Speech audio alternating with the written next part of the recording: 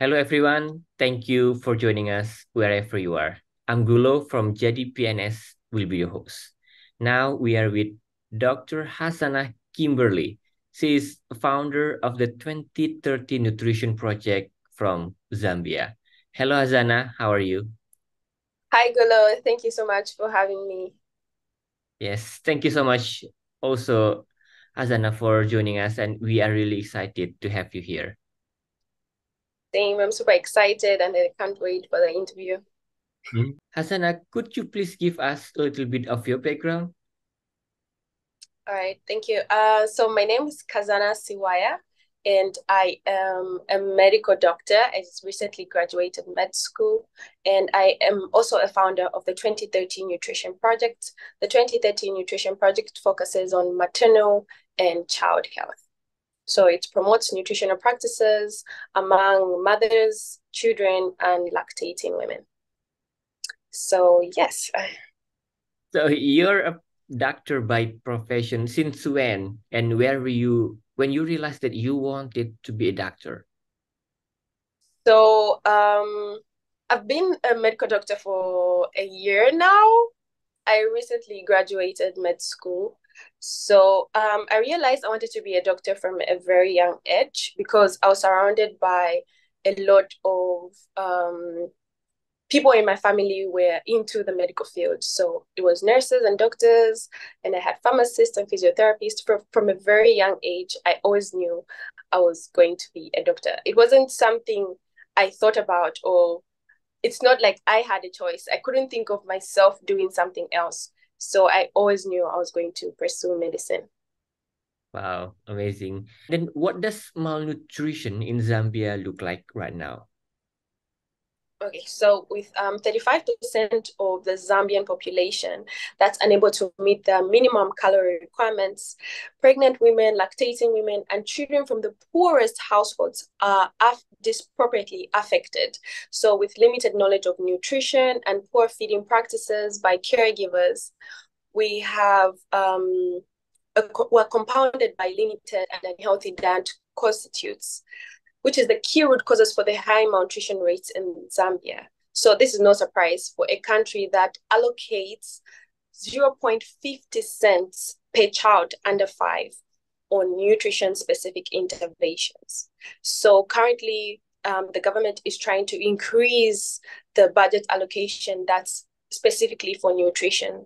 So when we compare the statistics from 2021 and 2023, we can see there's a high increase in what the government is currently doing for malnutrition. And because of trying to end malnutrition currently that's been going on in Zambia, we have seen a drastic change in what women are feeding their babies and what lactating women and pregnant women are currently practicing on having nutritious meals. And then you founded the 2030 Nutrition Project. How's the story? So, while I was a medical student, I was interning at one of Zambia's largest hospitals. It's called the University Teaching Hospital of Zambia. So, on my first day, a little boy came in. This was a 2-year-old boy. His skin was dry. He had pitting edema, and after a few checkups, we discovered that this boy had severe malnutrition. After a few weeks of catch-up growth, the little boy was well-to-do now and he was able to go home. But to my surprise, in a few weeks, this same boy was brought back. So this opened my eyes to the many malnutrition cases the hospital was faced with. And it turned out that hundreds of children were brought back to the malnutrition ward time and again.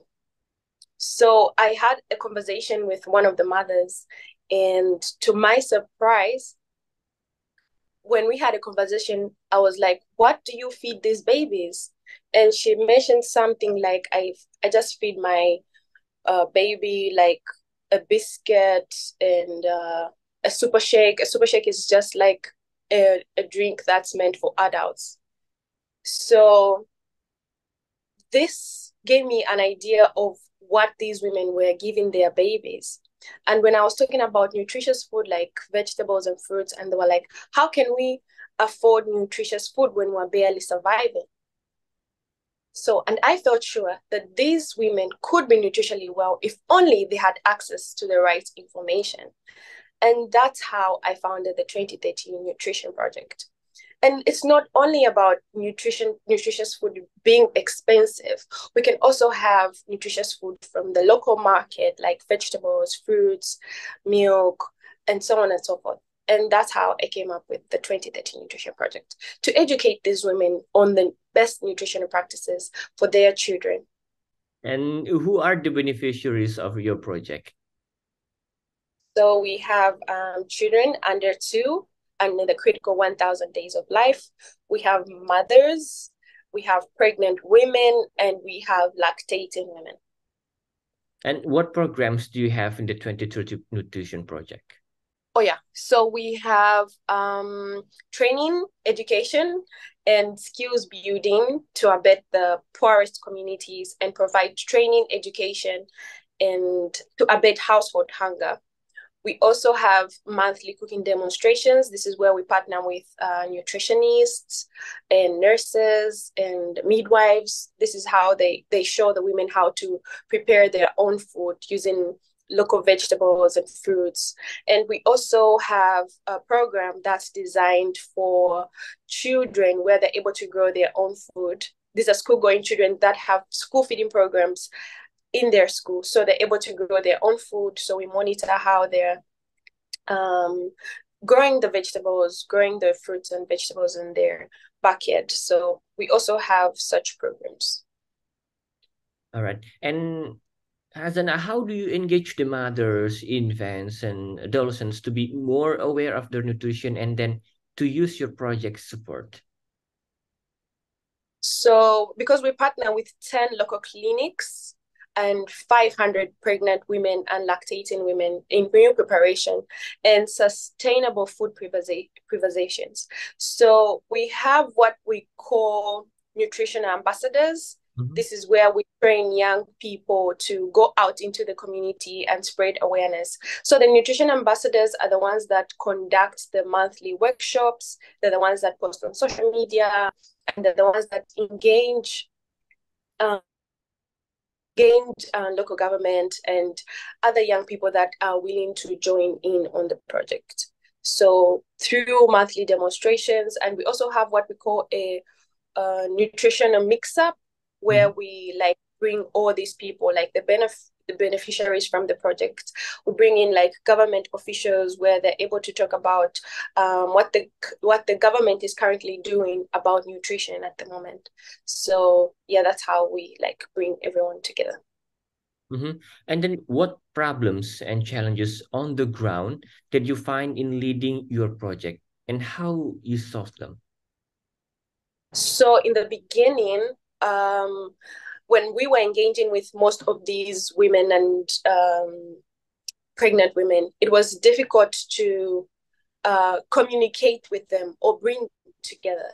So we had to bring in people that could speak different languages. We had to partner with nutritionists. We discovered that when you partner with the community or people that are doing the similar project you are currently running, it's easier to navigate loopholes in what you're trying to do. So partnering with nutritionists, nurses, and also the young people around the community were able to help us communicate to these mothers and lactating women. And through monthly workshops, because we partnered with a nutritionist, so we were able to target the mothers when they were already gathered together during their antenatal programs. So I think that was an easier way we found on how to navigate the problem, because we had partnered with so many people in the society. Mm-hmm. What impacts that your project has achieved to date? So far, we have helped 5,000 school-going children, 2,000 women and pregnant lactating women. So during COVID, it was a bit difficult to engage with the women in these small spaces like the clinics and the nutritional workshops, because there was so many rules and regulations because of the COVID situation. So we had to partner with schools that had school feeding programs. So we partnered with these 5,000 kids that were not able to receive food from the donors. So we brought in what we called the school gardening program. So we provided tools, we provided seeds, and we provided all the tools and necessary that they would use for the gardening program. So they were able to grow their own vegetables, they were able to grow their own food, they were able to grow their own corn and maize, so that they were cooking that food.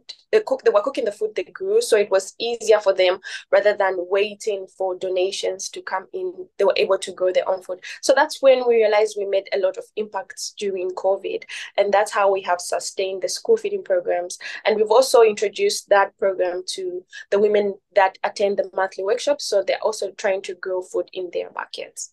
Well, that's amazing, works that you and your team have been doing, Khazana. Thank you. And what inspires you to continue your work? So I think what inspires me in the get-go, I was like, do people really need this program? Like, am I overdoing things, or maybe I should just leave it to the government? The government is already trying to do something about nutrition. But then you realize that the more people you're helping and the more knowledge you're sharing to most of these people, because they're simple mistakes like, oh my God, nutritious food is expensive food. And when you're able to engage these people and try to help them in the simplest ways, because we can repair roads, we can repair bridges, but we cannot repair the repercussions that come with stunted growth. So what inspires me is when more people are eating healthy. So now we're targeting people that we target the children before they're even born from the pregnant women. So now it's easier, so we avoid such repercussions of malnutrition. Inspiring. Last but not least, Khazana, what is your message for young people about malnutrition issues? So I think my message goes to the pregnant women. I think it's very advisable that it starts from before birth. So while the woman is pregnant, it's advisable for her to eat healthy. You can eat healthy. You can also. Can I do that again? Sorry. Yes, sure. Go ahead. The last part. Yeah. So you can ask the question again. Mm-hmm. Last but not least, what is your message for young people about malnutrition issues? Okay, so I think my message to young people goes out to say, young people should be knowledgeable about what is nutritious, like you watch the food that you eat. It also starts from pregnant women and women that are also breastfeeding as well. It's important to eat healthy. You cannot always rely on saying nutritious food is expensive food. You can eat local vegetables, you can mix fruits from the market, vegetables from the market. You can also donate to young people, can also grow food in their backyards. They can also donate to anywhere like a food bank or whatnot. And they should also be blessed when they have a healthy meal. I think it's also important that they realize how someone having food on their table is not the same as someone having a balanced diet. So there's also that knowledge that should be spread across the societies and the communities to eat healthy, so that you can have a healthy body. And that's inspiring. Don't give up, and don't give up, Khazana, for the works that you have been doing. Keep it the good works. Thank you. This is such a pleasure. Thank you so much, Khazana, for sharing your inspiring story. Thank you so much, Gulo, for inviting me. It was really a pleasure. Mm-hmm. And thank you everyone for joining us. Let's collaborate to make this world into a better place. I'm Gulo from JDPNS. Thank you and see you again. All right. Bye.